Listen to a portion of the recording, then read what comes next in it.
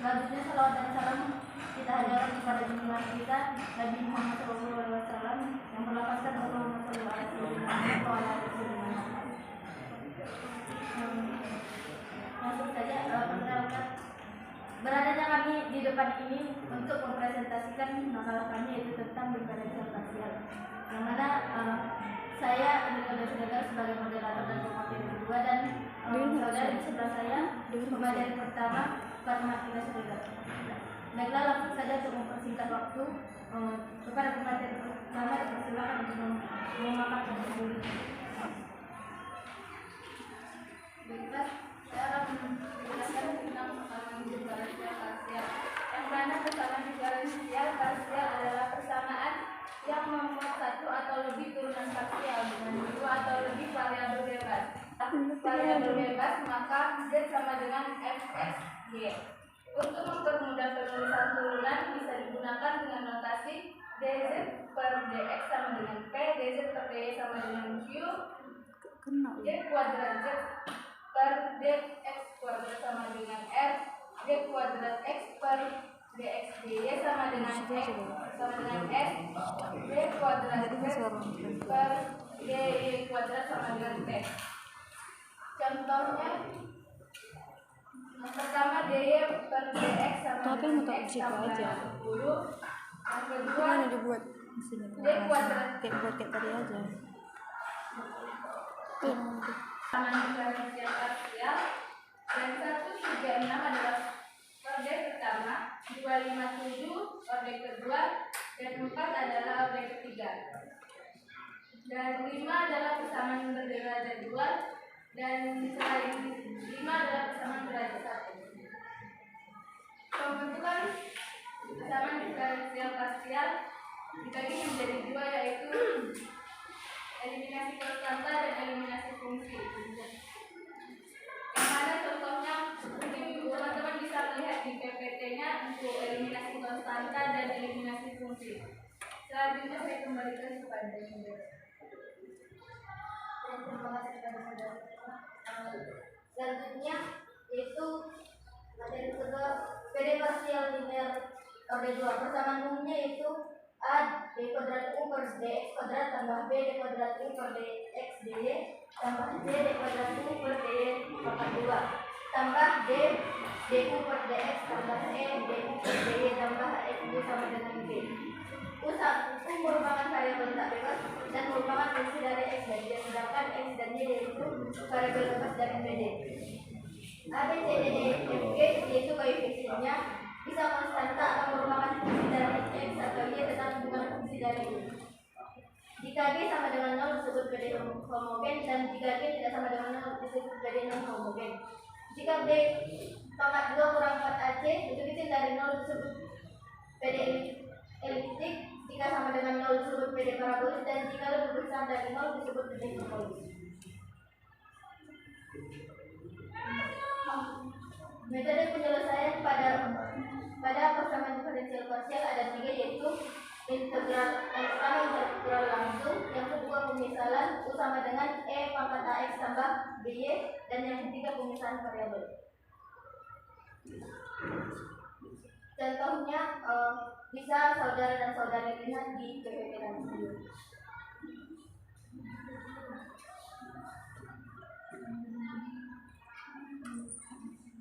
Baik, sekian pemaparan materi dari kami.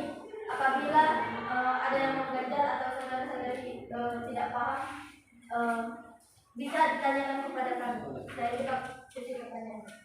Pada saudara dan saudari dipersilakan untuk bertanya. Kepada saudara kami dipersilakan. Baik, terima kasih para moderator. Di sini saya bertanya pada pemakaran, di mana pertanyaannya, coba pemakaran berikan satu contoh dari persamaan diferensial parsial ini ke dalam teknik. Jadi kegunaannya apa untuk teknik persamaan diferensial ini?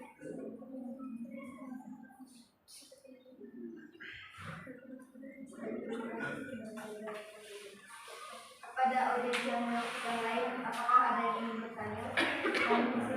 Baik, pertanyaan dari saudara Pak Budi, yang mana pertanyaannya cocok sama diferensial parsial untuk teknik akan dijawab oleh saudara Rahmat pada saudara Rahmat tersebut. Saya akan menjawab pertanyaan dari saudara Doli. Aplikasi persamaan diferensial parsial yang paling sering dijumpai di teknik mesin adalah pada persamaan gelombang, yang mana dinyatakan oleh d kuadrat per dt kuadrat sama dengan c kuadrat d kuadrat per dx kuadrat. Baik, kepada saudara terima kasih kepada saudara Farudin. Ya, dipersilakan kepada saya. Baik, terima kasih kepada Pak Moderator. Di sini saya ingin bertanya terkait slide keempat yang bagian contoh. Nah, di sini kan tertera bahwa persamaan yang nomor 5 itu adalah persamaan berderajat 2. Sedangkan yang kita ketahui derajat itu kan pangkat tertinggi ya. Jadi yang nomor 5 itu kan pangkat tertingginya 3. Jadi pertanyaannya itu apakah derajat ini ditentukan dari yang mana? Sekian saya.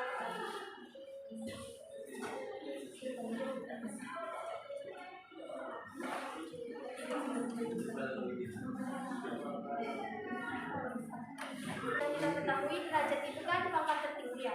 Jadi yang nomor 5 itu kan pangkat tertingginya 3. Jadi pertanyaannya itu apakah derajat ini ditentukan dari yang mana? Sekian saya.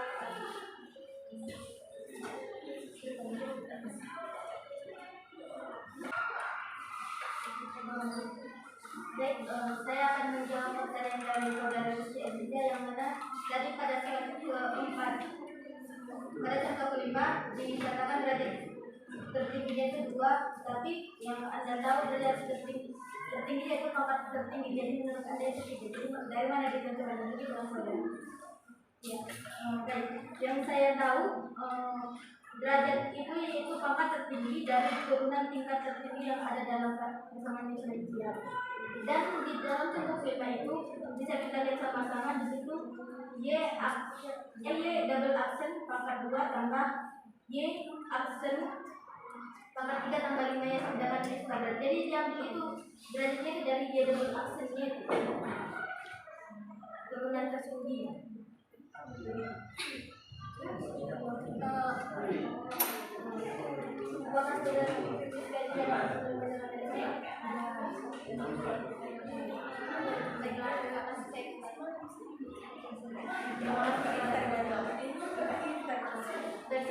Dan saya tanyakan apakah para audiens ada lagi yang ingin bertanya?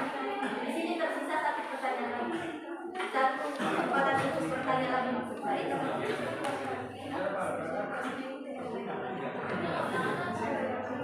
Pada para audiens diharapkan untuk berusaha.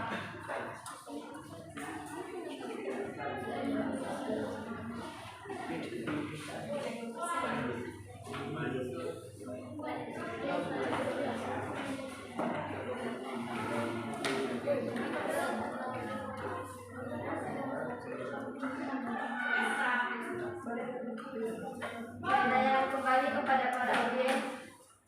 Saya persilakan untuk bertanya.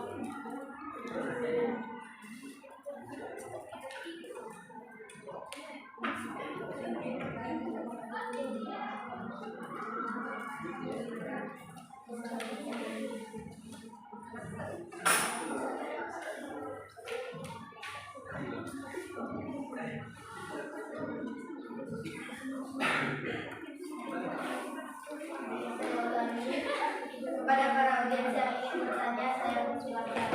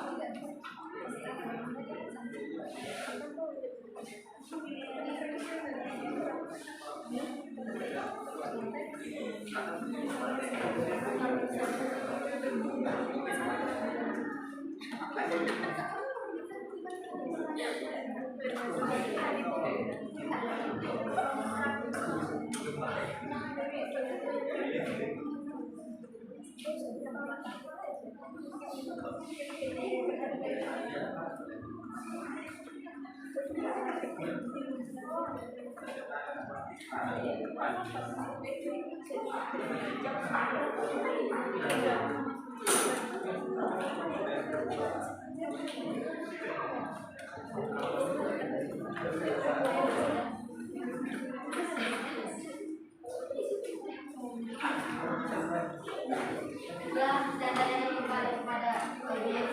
Apakah ada yang ingin memberikan pertanyaan? Silakan. Pas. Baik. Karena berhubung saya mendengarkan apa, dan waktu itu juga sudah menjelaskan dulu yang akhirnya kita akan habis. Jadi kami di sini akan menutup presentasi kami. Jika ada kata-kata yang salah ataupun perilaku yang kurang menyenangkan bagi para audiens, kami suruh tampil pengakala memohon kepada audiens dan memohon kepada audiens. Bila yang berhidayah, wassalamualaikum warahmatullahi wabarakatuh.